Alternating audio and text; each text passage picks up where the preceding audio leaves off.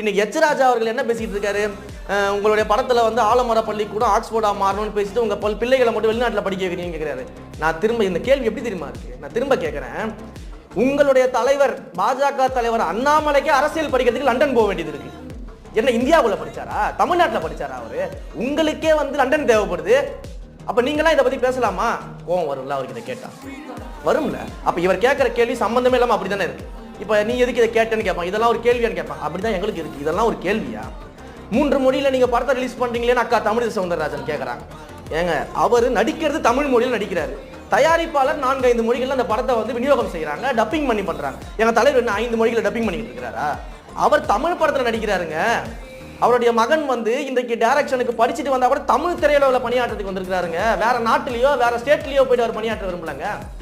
ஒரே நாடு ஒரே மொழின்னு சொல்லக்கூடிய பிரதமர் ஏன் வந்து ஒவ்வொரு நாடா சுத்திக்கிட்டு இருக்காரு? ஒரே நாட்டுக்குள்ளே சுத்த வேண்டியதானே அப்படின்னு கேட்டா அவங்களுக்கு